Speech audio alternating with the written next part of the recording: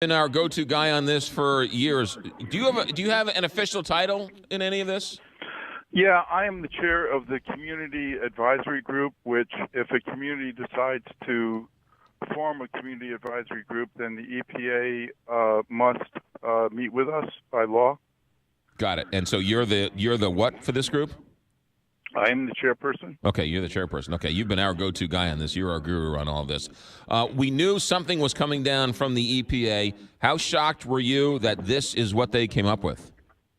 I'm a little bit shocked, honestly. I'm not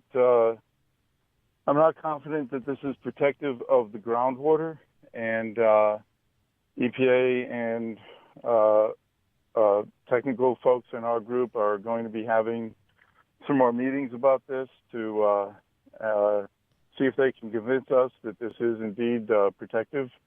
There's a couple of technical questions that I raised with them this morning. I just came out of a meeting with them that they called in some key stakeholders to give us an opportunity to go a little bit more in depth than the public announcement as a courtesy. And I have a lot of questions, and a couple of them they couldn't quite answer yet and said they'd get back to me. So I'm not ready to say I'm happy. I'm not ready to say that it's not a good solution, but I am very, very concerned that leaving any material at depth, which is what the current proposal is a threat to the groundwater, since we already know from other government reports in the past that the material is deep enough to be in contact with groundwater. All right. So from what I understand, that this EPA announcement today is a proposal. This isn't etched in stone, right? They can still change their mind one way or the other. Yeah, but it's really highly unusual for them to do that. But in this particular case, I think that they're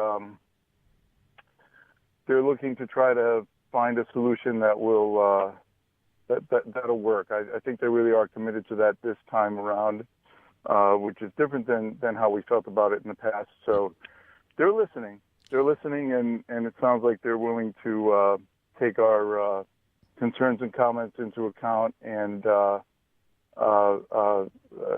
continue to talk to us until we either convince them or they convince us. Right. In the article at STLtoday.com, it says that recently there was a feasibility study, and this 16-foot partial excavation, according to this feasibility study, 27% of the nuclear waste would be removed, but the EPA says 70% of the nuclear waste would be removed. Why the difference in those two numbers? You know, I really don't know. I was trying to stay away from getting into the what ifs with all the different alternatives that they were evaluating. We did have the opportunity to submit our comments earlier, and we focused on full removal and justification for full removal. We didn't really comment on any of the partial removal scenarios. So I can't really address that because our hope was that they would pick a full removal. There were two full removal options. We were hoping they'd pick one of those. Okay, now one of the criticisms of a partial removal, which you have taught us, is great, you remove half the nuclear waste. The other half is still there to either catch on fire, move, contaminate other land, and or seep into the groundwater. Correct. Yeah. Those are the same questions I asked them this morning, and they committed to engage their technical people to either them convince us or us convince them. Yeah. It also says that this plan will cost $236 million. Where is that money coming from? Oh, that comes from the, technically they call them the responsible parties. So that would be shared between the folks who dumped it there, which was originally a group called Cotter, C-O-T-T, E-R, Cotter Corporation. They own some uranium mines up in Colorado. not the carburetor folks. They were bought by a company called Exelon, who builds and runs nuclear power plants. Exelon now has the liability. They went ahead and sold off the mining portion again. So technically now it's Exelon that's legally responsible. Of course, the owners of the landfill, that's for public services, and the people who manufactured it, according to Superfund law, anyone who touched it, made it, or owns where it is today. And the people who made it were basically the Department of Defense, or it's convoluted, but it ends up under the Department of Energy. So the government is on the hook as one of the responsible parties, but not through EPA funds. This is because it was part of their project. It was part of the Manhattan Project, and it's part of cleaning up the dog doo that they left behind.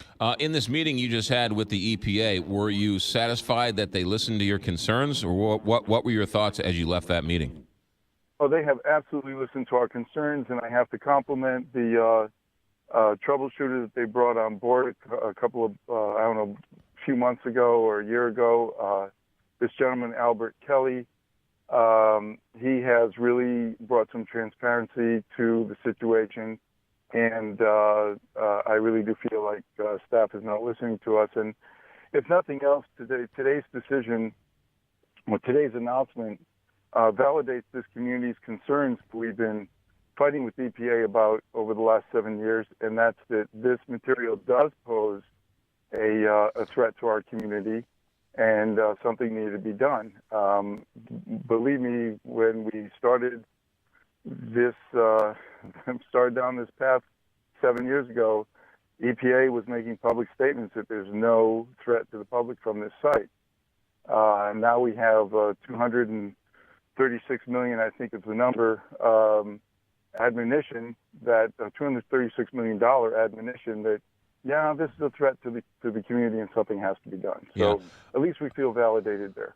This HBO documentary, Atomic Homefront, is coming out, going to be shown for the first time on HBO here shortly. Did that have anything to do with them moving the ball? I know there's a new administration. Scott Pruitt is running the EPA under Donald Trump very differently.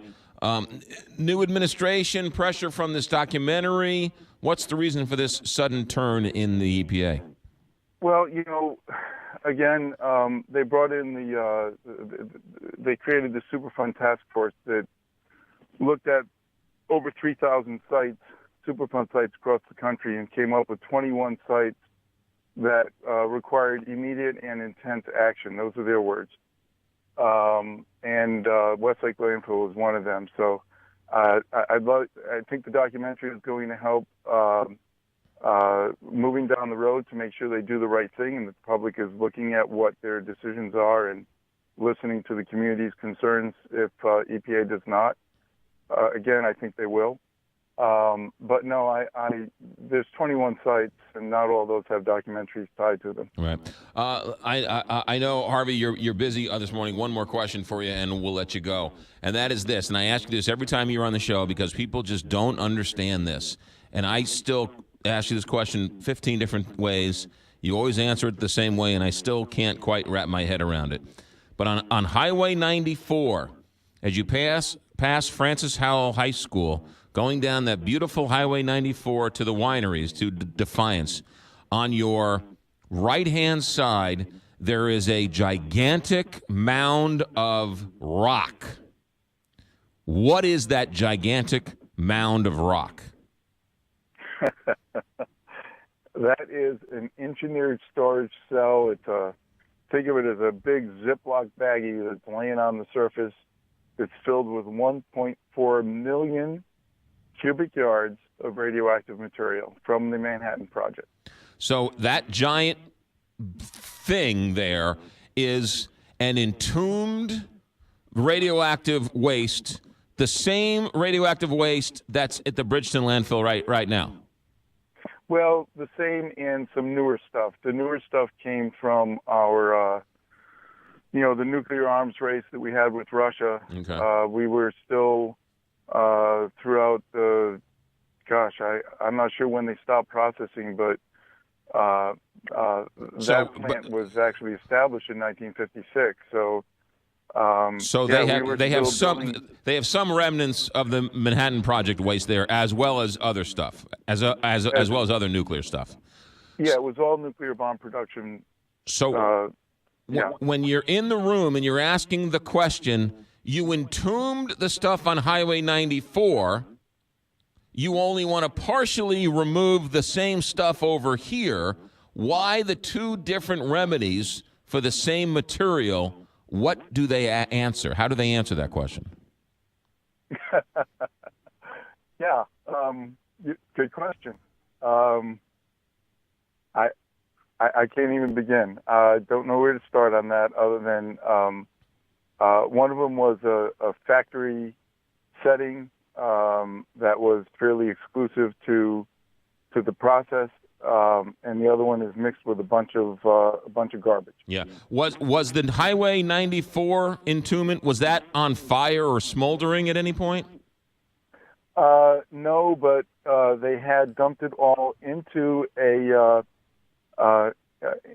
pit, and when they realized that dumping it into an abandoned quarry, when they realized that dumping it into a quarry did nothing but contaminate the groundwater, then they started digging it up and then cleaning up the rest of the site as well. But they had a similar situation where, God bless them, they thought it was okay to dump this stuff inside an abandoned quarry in contact with groundwater. Right. I mean, that's a pattern in this area. And the only thing you and your group want is the same exact remedy for what happened on Highway 94 at the Bridgeton landfill. Well, a cleanup, whether it's on-site or off-site storage. But yeah, I to your point, yeah, we like it cleaned up to the same standards. Yeah. Harvey Ferdman with what's the website and the Facebook page for people to reach out to you? Well, the best Facebook page really is West Lake Landfill. That's the Facebook page with the moms in the community that we've worked very closely with. They're much more up to date. We're too busy meeting with the EPA. Sure. No, certainly understandable. Okay. Harvey, thanks for coming in on a busy morning.